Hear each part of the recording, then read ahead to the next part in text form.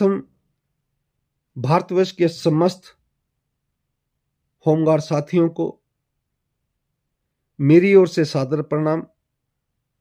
मैं जोगिंदर सिंह चौड़िया आप सभी से यह निवेदन करता हूं कि साथियों, अगर इस विभाग की आजादी चाहते हो तो पूरे भारतवर्ष के होमगार्ड जवान साथियों को एकजुट होना पड़ेगा। साथियों, आपको जानकर खुशी होगी कि इस विभाग में तैनात जो हमारे उच्च स्तरीय पद पर विराजमान हमारे अधिकारीगण हैं, वो भी यही चाहते हैं कि इस संगठन का एक अलग काम हो। हर पल हमारा जवान हर किसी दूसरे विभाग में कार्य क्यों करे, लेकिन उनके भी हाथ बंधे हुए हैं, क्योंकि ये कार्य जो है ये तो सरकारें ही तय करेंगी। तो देश की सरकारों में तैनात हमारे अपने ही लोग तो हैं, वही नियम बनाएंगे, वही नियम खत्म करेंगे। तो आजादी से लेकर आज तक देश का होमगार्ड जवान ही क्यों स्वतंत्रता से वंचित है, देश के संविधान से वंचित है, जो पूरे समस्त संगठनों के लिए लागू होता है, समस्त कर्मचारियों पर लागू होता है, समस्त आम जनता पर लागू होता है। लेकिन देश का होमगार्ड संगठन में तैनात जवान पर यह स्वतंत्र भारत का संविधान लागू क्यों नहीं हो पाया। आज आजादी के 8 दशक बीतने को आ गए, लेकिन देश का होमगार्ड संगठन का जवान आज भी गुलामी की जंजीरों में जकड़ा हुआ है। आज भी नए से नए भ्रष्टाचार हो रहे हैं, तो होमगार्ड विभाग में हो रहे हैं। आए दिन मीडिया में पत्राचारों के माध्यम से देखने को मिलता है।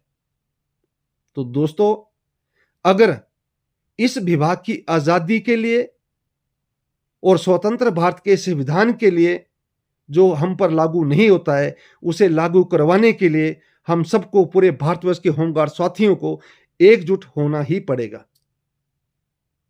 मेरा आप सभी से यह निवेदन है, अभी आप हाल ही में देख रहे हैं कि पंजाब के मुख्यमंत्री, हिमाचल के मुख्यमंत्री महोदय, उत्तराखंड के मुख्यमंत्री महोदय द्वारा आउटसोर्स कर्मचारियों के ऊपर विचार किया जा रहा है कि ये आउटसोर्स जो कर्मचारी रखे गए हैं, ये हमारी सरकारों में जो तैनात हमारे जनप्रतिनिधि हैं, उन्होंने अपने लोगों को फायदा देने के लिए ये आउटसोर्स कर्मचारी का जो नाम दिया जा रहा है, ये एक ठेकेदारी प्रथा चलाई गई है। ये देश भर में ये प्रथा जो है चली हुई है, जिससे हजारों युवा बर्बाद हो रहे हैं। आज ये खुद अपने मुख से बोल रहे हैं, 95% ये जनप्रतिनिधि अपने लोगों को फायदा देने के लिए आउटसोर्स जैसे कदम जो है ये इन सरकारों द्वारा उठाए गए हैं। तो मेरा आप सभी से यही निवेदन है कि साथियों, हम लोग तो देश की रक्षा में तैनात हैं, देश की सुरक्षा पंक्ति में तैनात हैं। हम तो हमेशा अपने देश की आंतरिक व बाहरी सुरक्षा में कार्य कर रहे हैं और कार्य का निर्वहन भी कर रहे हैं। चाहे वो युद्ध हो, चाहे वो विकट से विकट परिस्थितियां हो, चाहे वो शांति काल का समय हो, देश का होमगार्ड जवान कानून व्यवस्था से लेकर चुनावों से लेकर अन्य वो सारे कार्य कर रहा है जो एक देश का सैनिक करता है, जो देश का एक अर्धसैनिक बल करता है। लेकिन देश का प्रथम अर्धसैनिक बल कहलाने वाला होमगार्ड संगठन आज भी देश की गुलाम जंजीरों से जकड़ा हुआ है, जिसके लिए हम लोगों को ये जंजीरें जो है तोड़नी पड़ेंगी और इस विभाग को आजाद करवाना पड़ेगा। इसके लिए समस्त भारतवर्ष के जवानों से ये मेरा निवेदन है कि साथियों, आप आगे आएं और एकजुट होकर इस लड़ाई को लड़ने के लिए अपने आप को, अपने परिवारों को, अपने साथियों को एकजुट करें और सक्षम बनाएं, ताकि इस विभाग को आजाद किया जा सके। साथियों, एक देश का नेता स्वयंसेविक है, एक देश का होमगार्ड जवान भी स्वयंसेविक है। एक देश का होमगार्ड जवान अपना घर चलाने में असमर्थ है, अपने बच्चों को शिक्षा देने में असमर्थ हो रहा है, लेकिन एक देश का नेता 5 साल अपना प्रतिनिधित्व करता है और 5 साल में घर का महल बन जाता है। उनके बच्चे विदेशों में पढ़ते हैं, विदेशों में फ्लैट लिए जाते हैं, वो भी एक स्वयंसेविक है। और देश का होमगार्ड जवान भी एक स्वयंसेविक है। लेकिन इस पर आज तक ना तो कोई ईडी, ना तो कोई सीबीआई या भारत सरकार द्वारा जो भी संस्थाएं बनाई गई हैं, इस पर कोई कार्रवाई नहीं होती। आजादी के पहले के कितने नेता थे जो सैलरी लेते थे, भत्ते लेते थे।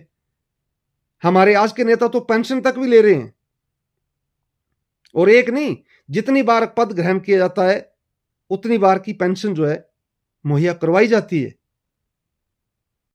कुछ अधिकारी जो हैं वो हमारे साथ हैं, वो भी यही चाहते हैं कि पूरे देश के होमगार्ड जवानों को एक अपना कार्य मिले। जिस तरह से अन्य सैनिक बलों को कार्य सौंपे गए हैं, उसी स्तर पर देश के होमगार्ड जवानों को भी कोई एक काम जो है वो सौंपा जाए, ताकि हमें दर दर की ठोकरें ना खानी पड़े।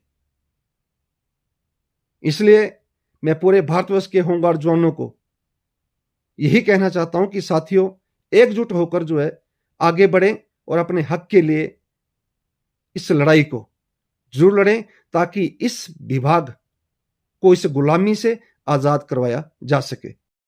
हमारी भारत सरकार से, राज्य सरकारों से यह प्रार्थना है, विनती है कि इस संगठन को कोई अपना एक कार्य सौंपा जाए और इस संगठन को भी भारत की स्वतंत्रता में शामिल किया जाए, स्वतंत्र भारत के संविधान में शामिल किया जाए।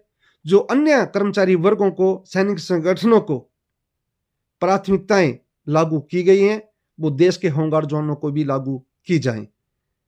माननीय भारत सरकार व माननीय राज्य सरकारों से पूरे भारतवर्ष के होमगार्ड जवानों का ये एक निवेदन है और एक प्रार्थना है कि महोदय, देश का होमगार्ड जवान आजादी से लेकर आज तक शोषित हुआ है और भरपूर उसका शोषण हो रहा है।